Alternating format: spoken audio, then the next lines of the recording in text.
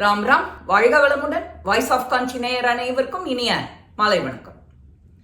தன்னம்பிக்கை, நம்ம மனசுக்கு என்ன தன்னம்பிக்கை கொடுத்தா நாம அடுத்த கட்டத்துக்கு நம்ம அந்த லைஃபை எடுத்துட்டு போவோம். ஒரு ராஜா, பெரிய ராஜா, அவனுக்கு அந்த நாட்டு இளவரசர் பிறந்தநாள் விழா கொண்டாடின்னு இருக்கார். பிறந்தநாள் விழா கொண்டாடினா கேட்கணுமா, நல்லா பட்டு வைரம் வைடூரியம் ஆடை ஆபரணம் பரிசு பொருள் எல்லாம் நிறைய பேர் கொடுக்குறா. அப்படி ஒரு தடவை பரிசு பொருள் கிடைக்கிறது 2 பச்சை கிளி. ராஜாவுக்கு ரொம்ப சந்தோஷம், ரொம்ப அழகா இருக்கே இந்த கிளி அப்படின்னு அந்த இளவரசனும் அதை கொஞ்சி விளையாடுறான். இளவரசனுக்கு ரொம்ப பேரானந்தம். அந்த 2 கிளியையும் நம்ம தோட்டத்துல வச்சுக்கணும் அப்படின்னு சொல்லிட்டு அவனோட தோட்டத்துல இருக்கிற நல்ல மரத்துல டெக்கரேட் பண்ணி வச்சு அதுல அந்த கிளிய வைக்கிறோம். அந்த ஊர்லயே இருக்கிற ஒரு பெரிய அறிஞர்கள் இந்த பிராக்டிஸ் எல்லாம் ட்ரைனிங் கொடுப்பா இல்லையா, அந்த மாதிரி ஒரு ட்ரெயினரை அழைச்சின்னு இந்த கிளிக்கு நன்னா எல்லா விதையும் கத்துக்கொடு, பேசுறதுக்கு பறக்கிறதுக்கு அதெல்லாம் கத்துக்கொடு அப்படின்னு சொல்றாரு ராஜா. உடனே அமைச்சர்களும் அந்த நாட்டில் இருக்கிற நல்ல பெரிய அந்த ட்ரெயினரை அழிச்சுட்டு வரான். ட்ரெயினரை அழிச்சுன்னு வந்தா ஒரு கிளி சொல் பேச்சை கேட்டு உடனே பறன்னா பறக்கிறது, பேசுறது எல்லாம் கொஞ்சம் கொஞ்சம் சின்ன சின்னதா முயற்சி பண்றது. பட் இன்னொரு கிளி என்ன பண்றது, எதுக்குமே முயற்சி பண்ணலை. அது நன்னா சாப்பிடும், அதுக்கு வேணுங்கிறத ஒரு சின்ன ஒரு மர கிளையில நல்லா கம்ஃபர்டபுளா உட்காந்துக்கும்.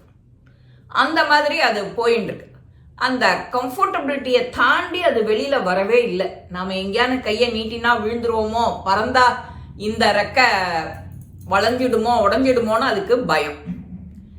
உடனே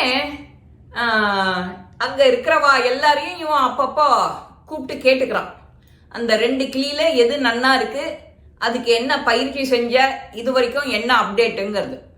அதுல ஒரு கிளி நாங்க சொல்லி கொடுக்கறத அப்படியே செய்யறது, கொஞ்சம் முயற்சி பண்றது. பட் இன்னொரு கிளி எதுக்குமே முயற்சி பண்ணல, தன்னோட சௌகரியமான அந்த ஜோனை விட்டு அது வெளியில வரல. நாங்க சொல்றது எதையும் அது கேட்க மாட்டேங்கிறது. அப்ப அந்த ராஜா குழம்பி போறான். இதுக்கு இன்னும் இத்தனை பெரிய வழிகாட்டி பிராக்டிஸ் பண்றவனை, ட்ரைனிங் கொடுக்கறவனை கொண்டு அதுக்கு வேணுங்கிறத எல்லாத்தையும் சொல்லி கொடுத்து செஞ்சு கொடுத்தாக்க அதுக்கு மட்டும் ஏன் வரல அப்படின்னு அவன் நினைச்சிட்டு இருக்கும் போதே அங்க இருக்கிற அந்த அரண்மனையில இருக்கிற அந்த மந்திரிகள்லாம் அட்வைஸ் பண்றா, நம்ம வயல் வரப்புல எல்லாம் வேலை செய்வாளையோ மூத்த குடிமக்கள், அந்த வரப்பு வெட்டுற விவசாயி, கூலி செய்யற விவசாயி, விவசாயம் பண்ற விவசாயி, அவனை கூப்பிட்டு நாம அட்வைஸ் கேட்கலாம், இந்த கிளிக்கு மேற்கொண்டு என்ன பண்ணலாம் அப்படின்னு. அப்போ ஓகே, நீங்க அதை ஏன் இத்தனை நாள் வச்சுட்டு இருக்கேன், நான் சொல்லணுங்கிறதுக்காக வெயிட் பண்றேலா அப்படின்னு கேட்குறேன்.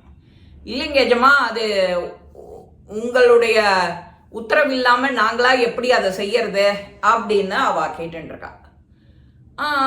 அந்த ராஜா ஆணையிடுறார், போய் அழைச்சிட்டு வா, யாரு நம்ம நாட்டுல அதுக்கு அடுத்தது இருக்கா அப்படின்னு பார்த்து அழைச்சிடுவான்னு.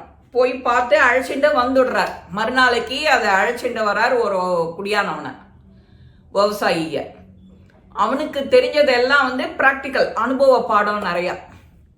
அந்த அனுபவ பாடத்தை வச்சுட்டு அவங்கிட்ட சொல்றா, இந்த 2 கிளியில ஒரு கிளி பறக்கிறது, முயற்சி பண்றது, சொல்றத கேட்கறது, இன்னொன்னு எதையுமே கேட்கறதில்ல, காது கொடுத்தே கேட்க மாட்டேங்கிறது.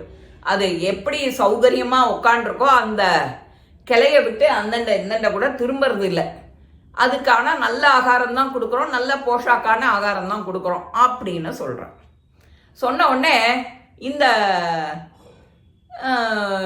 இவரா இந்த விவசாயி யோசிக்கிறார், இதுக்கு என்ன பண்ணலாம் அப்படின்னு. ஏன்னா ராஜா வீடு, ராஜா சொல்லலை, அது நடக்கலைன்னா நமக்கு தண்டனை உண்டுங்கிறது அவனுக்கும் தெரியும். என்னடா இது நமக்கு பெரிய சேலஞ்சிங்கா போச்சு அப்படின்னு சொல்லிட்டு ஒண்ணுமே பண்ணல அவன். மறுநாள் கார்த்தால ராஜா வெளியில தோட்டத்துல இப்படி உலாவின்னு இருக்கார். எந்த கிளி அது வரைக்கும் அது கிளைய விட்டு இறங்கலையோ அது தன்னோட மரத்தை விட்டு அங்கேயும் அங்கேயும் பறக்கிறத பார்க்குறாரு, ஆனந்தப்படுறாரு. என்ன இந்த கிளியை பத்தி தான் நேற்றுக்கு எல்லாம் பேசிகிட்டே இருந்தோம், செஞ்சுட்டே இருந்தோம். இந்த கிளி ஒண்ணுமே அழகா இப்ப பறக்கிறதே அப்படின்னு அந்த இளவரசனையும் ஆக்ஷன் வந்து அவனுக்கு காட்டுறான். பாரு, இத்தனை நாள் இந்த கிளி ஒன்றும் செய்யலைன்னு கம்ப்ளைண்ட் பண்ணிய, இப்ப எவ்வளவு அழகா பறக்கிறது, எங்கெல்லாம் போறது பாரு அப்படின்னு. உடனே நீ அந்த விவசாயிய கூப்பிட்டு வா, என்ன பண்ணினான்னு கேட்கணும் அப்படின்னு கேட்கும்போது, நான் ஒண்ணுமே பண்ணலைங்க எஜமா, நேரம் வந்தேன், கிளி வந்து எந்த இடத்துல சௌகரியமா உட்காண்டிருக்கோ அதோட கிளைய வெட்டிட்டேன்.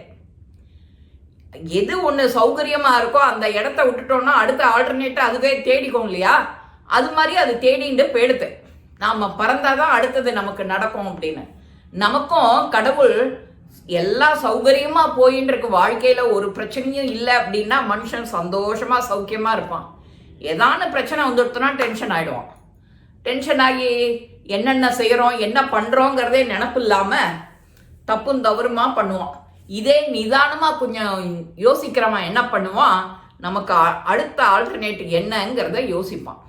இவ்வளவுதான் வாழ்க்கை.